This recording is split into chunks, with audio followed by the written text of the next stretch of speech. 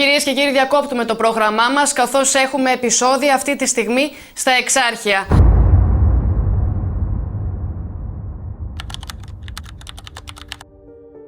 Το βράδυ του Σαββάτου, 6 Δεκεμβρίου 2008, η Αθήνα κινείται σε ρυθμούς γιορτών. Έχει βρέξει. Τα φώτα του κέντρου αντανακλούν πάνω στην άσφαλτο και στα Εξάρχεια ο κόσμος γεμίζει καφέ, μπαρ και μικρά μαγαζιά. Είναι η γιορτή του Αγίου Νικολάου. Παρέες μαθητών έχουν κατέβει στο κέντρο. Ανάμεσά τους και 2 15χρονα παιδιά. Ο Αλέξανδρος Γρηγορόπουλος και ο φίλος του Νίκος Ρωμανός. Λίγες ώρες αργότερα, ο ένας από τους δύο θα είναι νεκρός και η Ελλάδα θα αλλάξει μέσα σε ένα βράδυ.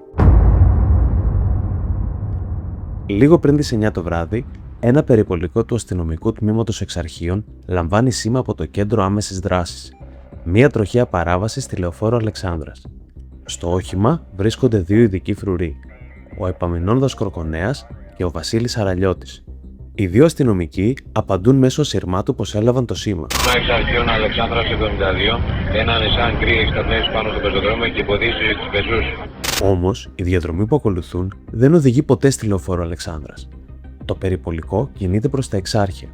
Χαριλάου Τρικούπη, Ζωοδόχου Πηγής, Τζαβέλα. Και εκεί σταματά. Στο σημείο βρίσκονται μικρές παρέες νεαρών. Δεν υπάρχουν οργανωμένα επεισόδια.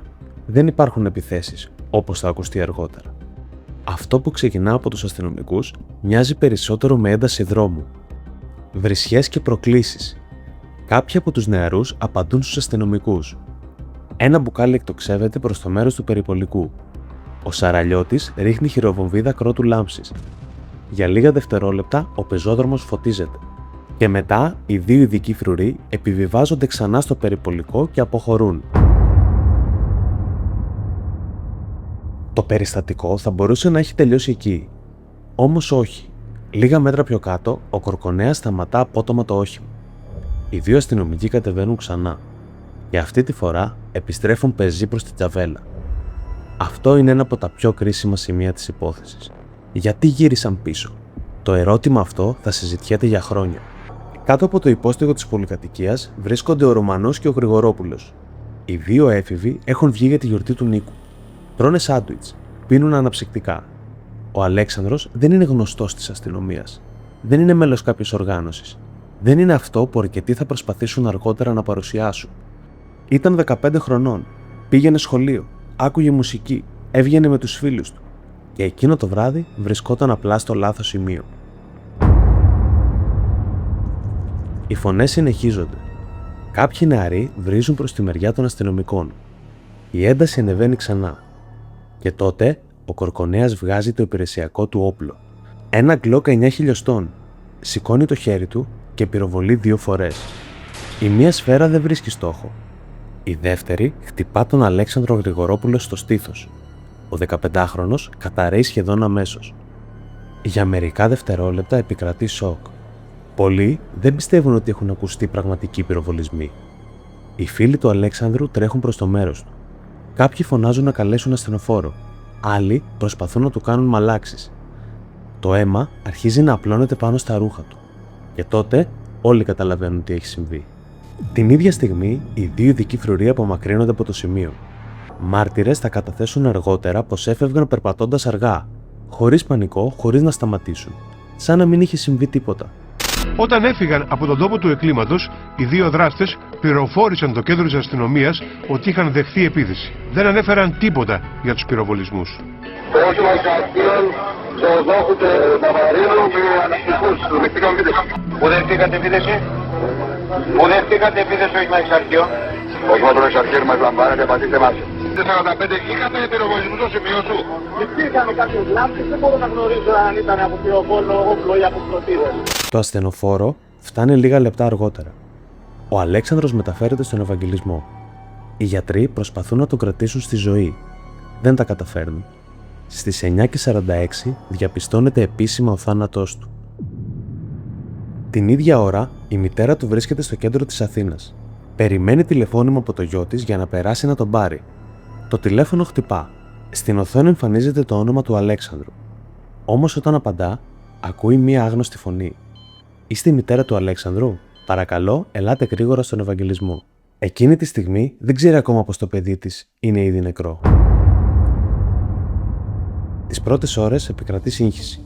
Τα τηλεοπτικά κανάλια μιλούν για επεισόδια στα Εξάρχεια, για συγκρούσεις, για επίθεση εναντίον αστυνομικών. Η αρχική εκδοχή της αστυνομίας αναφέρει πως το περιπολικό δέχτηκε επίθεση με μολότοφ και πέτρες και ότι ο πυροβολισμός έγινε για εκφοβισμό. Κυρίες και κύριοι, διακόπτουμε το πρόγραμμά μας καθώς έχουμε επεισόδια αυτή τη στιγμή στα Εξάρχεια. Στο σημείο βρίσκεται ο συνάδελφος ο Γιώργος Φιλιππάκης. Νομίζω ότι μπορούμε να τον ακούσουμε. Γιώργο, μπορείς να μας πεις τι συμβαίνει? Δεν έχουμε ακόμα στη γραμμή τον Γιώργο Φιλιππάκη. Να σας πω εγώ ότι είχαμε επεισόδια λοιπόν πριν από λίγη ώρα στα Εξάρχεια, στην οδό Τζαβέλα και Μεσολογγίου. Γιώργο, σε ακούμε. Νάντια Αλεξίου στο τηλέφωνο λοιπόν, ακούμε. Στη συμβολή του πεζόδρομου της Μεσολογγίου με την οδό Τζαβέλα, διερχόμενο περιπολικό του τμήματος Εξαρχείων, έπεσε πάνω σε ομάδα αντιεξουσιαστών. Μόλις οι αντιεξουσιαστές αντιλήφθηκαν το περιπολικό, επιχείρησαν σύμφωνα πάντα με τις πρώτες πληροφορίες, επίσημη ενημέρωση από την αστυνομία ακόμα δεν υπάρχει, επιχείρησαν να επιτεθούν και κάποιες πληροφορίες θέλουν να κάνουν χρήση μολότοφ εναντίον των αστυνομικών. Οι αστυνομικοί βγήκαν από το περιπολικό και ένας από τους δύο έχει πυροβολήσει προς την ομάδα των νεαρών, με αποτέλεσμα να τραυματιστεί ένας νεαρός σοβαρά. Έχει μεταφερθεί πριν από λίγη ώρα, έφυγε από το σημείο και μεταφέρεται στο νοσοκομείο Ευαγγελισμός για να του παρασχεθούν οι πρώτες βοήθειες. Νάντια, για πόσα άτομα μιλάμε? Για πόσα άτομα μιλάμε? Οι πληροφορίες είναι συγκεκριμένες. Ήταν μια ομάδα η οποία εντόπισε διερχόμενο περιπολικό του τμήματος Εξαρχείων. Το κέντρο είναι αποκλεισμένο, ισχυρές αστυνομικές δυνάμεις έχουν εσπεύσει στο σημείο. Από την άλλη πλευρά βέβαια και οι αντιεξουσιαστές απευθύνουν κάλεσμα προς όλους τους συντρόφους τους να μεταβούν στο σημείο. Θέλουμε να πιστεύουμε ότι το επεισόδιο αυτό θα λήξει εδώ. Νάντια, να σε ευχαριστήσουμε πολύ. Να μείνουμε εδώ λοιπόν για οτιδήποτε νεότερο, κυρίες και κύριοι. Θα διακόψουμε και πάλι το πρόγραμμά μας. Προς το παρόν, γεια σας. Όμως όσο περνάει η ώρα, οι μαρτυρίες αρχίζουν να λένε διαφορετική ιστορία. Βίντεο εμφανίζονται στο ίντερνετ. Μηνύματα εξαπλώνονται από κινητό σε κινητό. Forums, blogs και τα πρώτα social media μεταφέρουν πληροφορίες πολύ πιο γρήγορα από την τηλεόραση. Και μέσα σε λίγες ώρες όλη η Ελλάδα ξέρει. Ένας 15χρονος σκοτώθηκε από σφαίρα αστυνομικού. Λίγο μετά τα μεσάνυχτα, το κέντρο της Αθήνας αρχίζει να αλλάζει μορφή. Στην αρχή είναι λίγοι. Μερικοί κάδοι που καίγονται, μερικές συγκρούσεις έξω από το Πολυτεχνείο και μετά η κατάσταση ξεφεύγει εντελώς. Μέσα σε ελάχιστες ώρες, ολόκληρο το κέντρο μετατρέπεται σε πεδίο μάχης. Εξάρχεια, Ομόνια, Σύνταγμα, Μοναστηράκι, Πανεπιστημίου, παντού φωτιές. Παντού κόσμο στους δρόμους. Οι εικόνες εκείνων των ημερών μοιάζουν σχεδόν εξωπραγματικές. Βιτρίνες πάνε η μία μετά την άλλη. Τράπεζες παραδίδονται στις φλόγες. Καταστήματα λαιλατούνται. Κάποιοι πετάνε πέτρες, άλλοι ξυλώνουν μάρμαρα από πεζοδρόμια, άλλοι κουβαλάνε κάδους για να στήσουν οδοφράγματα. Η ατμόσφαιρα είναι αποπνικτική. Δακρυγόνα, καπνί, σιρήνες και φωτιές παντού. Στην Ομόνια επικρατεί χάος. Ομάδες κουκουλοφόρων κινούνται συνεχώς μέσα στους δρόμους. Τα ΜΑΤ συγκρούονται με κόσμο για ώρες. Η Πανεπιστημίου μοιάζει με εμπόλεμη ζώνη. Αστυνομικοί τρέχουν. Μολότοφ σκάνε δίπλα σε δημιουργίες. Ο κόσμος φρουλιάζει. Η Αθήνα καίγεται ζωντανά μπροστά στις κάμερες. Για μέρες ολόκληρες, σχεδόν κάθε βράδυ ξεσπούν νέα επεισόδια. Και δεν συμβαίνουν μόνο στην Αθήνα. Θεσσαλονίκη, Πάτρα, Λάρισα, Βόλος, Ηράκλειο. Σχεδόν όλη η χώρα βρίσκεται σε αναβρασμό. Η αργή δεν περιορίζεται μόνο σε οργανωμένες ομάδες. Μαθητές βγαίνουν στους δρόμους. Φοιτητές, άνθρωποι που δεν έχουν καμία σχέση με τον αντιεξουσιαστικό χώρο. Σχολεία τελούν υποκατάληψη σε όλη τη χώρα. Πανεπιστήμια, μέσα από SMS, forums, Facebook groups, οργανώνονται πορείες σχεδόν κάθε μέρα. Το ίντερνετ κινείται πιο γρήγορα από την τηλεόραση. Οι πληροφορίες εξαπλώνονται από κινητό σε κινητό μέσα σε λεπτά. Κατεβείτε στο κέντρο, ξεκινούν επεισόδια. Η αστυνομία χτυπάει κόσμο. Για αρκετές νύχτες η αίσθηση στο κέντρο της Αθήνας είναι πως δεν υπάρχει κανένας έλεγχος. Μία εικόνα πλήρους ασυδοσίας. Καμένα αυτοκίνητα, σπασμένες τζαμαρίες, λαιλατημένα καταστήματα και χιλιάδες άνθρωποι στους δρόμους μέχρι το ξημέρωμα. Κάποιοι θυμούνται εκείνες τις μέρες σαν εξέγερση. Άλλοι σαν χάος. Άλλοι σαν τη στιγμή που η χώρα έχασε εντελώς τον έλεγχο. Η πίεση προς την κυβέρνηση μεγαλώνει κάθε ώρα. ο τότε Πρωθυπουργός Κώστας Καραμανλής ενημερώνεται συνεχώς για την κατάσταση. Σε αυτές τις κρίσιμες ώρες, ο πολιτικός κόσμος οφείλει ομόφωνα και απερίφραστα να καταδικάσει τους εκφραστές της καταστροφής και να τους απομονώσει. Αυτό επιβάλλει το δημοκρατικό καθήκον όλων μας, αυτό απαιτούν οι πολίτες, αυτό επιτάσσει το εθνικό μας χρέος. Πώς θα τελειώσει, κύριε Πρόεδρε? Υπάρχουν αναφορές πως εξετάστηκαν ακόμη και ακραία σενάρια για παρέμβαση του στρατού. Αν η κατάσταση συνέχισε να ξεφεύγει, αυτό ήταν σχεδόν σίγουρο. Τελικά, αυτό δεν συνέβη ποτέ. Όμως, μόνο το γεγονός ότι μια τέτοια σκέψη έπεσε στο τραπέζι δείχνει πόσο εκρηκτικό ήταν το κλίμα εκείνων των ημερών. Για πολλούς ανθρώπους, ο θάνατος του Γρηγορόπουλου δεν ήταν η αρχή της οργής. Ήταν η στιγμή που εξερράγει κάτι που ήδη υπήρχε. Η Ελλάδα βρισκόταν σε περίοδο έντασης. Πολιτικά σκάνδαλα, δυσπιστία απέναντι στην αστυνομία, ανεργία στους νέους και οικονομική αβεβαιότητα. Λίγους μήνες αργότερα θα ξεκινούσε και επίσημα οικονομική κρίση. Η υπόθεση οδηγείται στα δικαστήρια. Ο Κορκονέας κατηγορείται για ανθρωποκτονία από πρόθεση. Η υπεράσπιση θα μιλήσει για εξωστρακισμό της σφαίρας και για πυροβολισμό εκφοβισμού. Όμως όσο περνά ο καιρός, ξεκινά και κάτι ακόμα. Μία προσπάθεια να παρουσιαστεί διαφορετικά το ίδιο το θύμα. Ο συνήγορος υπεράσπισης Αλέξης Κούγιας θα υποστηρίξει δημόσια πως ο Αλέξανδρος δεν ήταν ένα αθώο παιδί. Θα γίνουν αναφορές σε γήπεδα, σε επεισόδια, σε παρέες αντιεξουσιαστών, σε συμμετοχή σε ταραχές και ανυπόστατες κατηγορίες. Η οικογένεια θα αντιδράσει έντονα.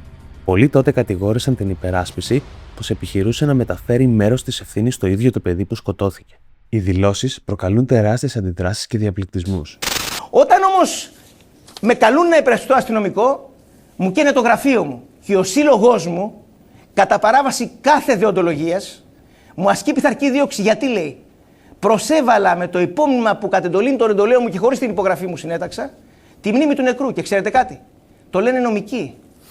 Ξέρετε τι σημαίνει απρόκλητη συμπεριφορά του θύματος προς το δράστη? Το λέω σε αυτούς που με κάλεσαν σε πειθαρχική δίωξη. Είναι υποχρεωμένο το δικαστήριο, όταν ο κατηγορούμενος ισχυρίζεται και δεν είναι ο δολοφόνος που σκότωσε καμιά δεκαριά σε 10 χρόνια ζωής, είναι και αυτός άνθρωπος.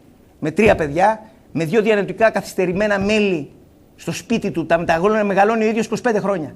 Και λέει ότι έχει δικαίωμα ο κατηγορούμενος ακόμα και στο δράστη που πραγματικά σκότωσε, όχι πυροβολώντας τον αέρα, για να σκοτώσει. Να εξετάσει το δικαστήριο αν υπήρξε προηγουμένως απρόκλητη συμπεριφορά του θύματος. Και ακούω. Και από πού προκύπτει αυτό το απολογητικό υπόμνημα? Τι λέτε? Από πού προκύπτει? Εσείς τι λέτε τώρα, θα κάνουμε από πού προκύπτει? Διαβάστε το ως νομικός. Εδώ φτάνετε να λέτε ότι ήταν στον αγώνα Πόλο Παναθηναϊκού Ολυμπιακού. Δεν το λέω εγώ. Και βεβαιώνουν οι φίλοι του ότι δεν ήταν λοιπόν, ποτέ. Όταν ο κατηγορούμενος λέει ότι το παιδί ήταν προηγουμένως στο Χαλάδρι που άνοιξαν το κεφάλι του προπονητού του Ολυμπιακού και τραυμάτισαν τους ποδοσφαιριστές και τους και λοιπόν και εγώ μπορεί να ήμουν. Λοιπόν... Ξέρετε ποιος το λέει? Και εγώ μπορεί να ήμουν. Ξέρετε λοιπόν, ποιος το λέει? Έχετε απόδειξη ότι μετήχε στα επεισόδια? Ξέρετε ποιος το λέει? Έχετε απόδειξη ότι μετήχε στα επεισόδια? Ξέρετε ποιος το λέει? Σας ρωτώ, έχετε θα απόδειξη? Αφήστε να απαντήσω ποιος το λέει. Απόδειξη ότι μετήχε στα επεισόδια? Ποιος το λέει? Ακούστε, ποιος το λέει? Ο αυτόπτης Μάρτης φίλος του. Και λέει ότι μετήχε στα επεισόδια? Όχι. Ήταν εκεί. Επομένως, γιατί το επικαλείστε? Ακούστε λοιπόν, για να ξεκαθαρίσουμε. Όπως επικαλεστήκατε ότι τον διώξαν από το Μωραΐτη. Ενώ η αλήθεια είναι ότι το παιδί αποφάσισε. Εγώ είμαι υποχρεωμένος να το γράψω στο υπόμνημά μου. Γιατί το θέλει ο κατηγορούμενος. Μάλιστα. Η ένταση στην κοινωνία μεγαλώνει ακόμα περισσότερο. Τελικά, οι μαρτυρίες, τα ετροδικαστικά ευρήματα και οι καταθέσεις οδηγούν στην καταδίκη του Κορκονέα. Το 2010, το δικαστήριο τον κρίνει ένοχο για ανθρωποκτονία από πρόθεση. Η ποινή είναι ισόβια κάθερξη. Ο Σαραλιώτης καταδικάζεται για συνέργεια. Όμως η υπόθεση δεν τελειώνει εκεί. Τα επόμενα χρόνια θα ακολουθήσουν εφέσεις, αποφυλακίσεις, αναιρέσεις και νέες αποφάσεις που θα ξαναφέρουν την υπόθεση στο επίκεντρο. Σχετικά με την αθώωση, τη χορήγηση ελαφρυντικού μάλλον και την αποφυλάκηση του Επαμινώντα Κορκονέα. Η ισόβια κάθριξη επέβαλε το εφετείο Λαμίας στον Επαμινώνδα Κορκονέα για την δολοφονία του Αλέξανδρου Γρηγορόπουλου που είχε συγκλονίσει όλη την Ελλάδα. Πάμε λοιπόν στο Γιάννη Ιζιάκα και έτσι Γιάννη, ο πρώην ειδικός φρουρός επιστρέφει και πάλι στη φυλακή. Ακριβώς, επιστρέφει η Εύα μετά το 2019, όπου είχε αποφυλακιστεί. Το μεικτό ορκωτό εφετείο της Λαμίας απέρριψε τη χορήγηση του ελαφρυντικού του πρώτερου σύνομου βίου που του είχε χορηγηθεί και τον είχε οδηγήσει τότε εκτός φυλακής. Μετά και την πρόταση του εισαγγελέα για την εφαρμογή της αρχής της αναλογικότητας στην απονομή της δικαιοσύνης, ακολούθησε η ανακοίνωση της ποινής του Επαμινόνδα Κορκονέα, που είναι ισόβια κάθριξη με ομόφωνη απόφαση. Δεκαετίες μετά, το όνομα του Αλέξανδρου Γρηγορόπουλου παραμένει συνδεδεμένο με μια ολόκληρη εποχή. Για κάποιους είναι το σύμβολο ενάντια στην αστυνομική βία. Για άλλους, η αρχή μιας περίοδου χάους και συγκρούσεων. Όμως, πέρα από την πολιτική, τα συνθήματα και τις συγκρούσεις, στο κέντρο αυτής της ιστορίας υπάρχει κάτι πολύ πιο απλό. Ένα 15χρονο παιδί που το βράδυ της 6ης Δεκεμβρίου περίμενε τη μητέρα του να περάσει να τον πάρει από τα Εξάρχεια. Και αυτό δεν συνέβη ποτέ.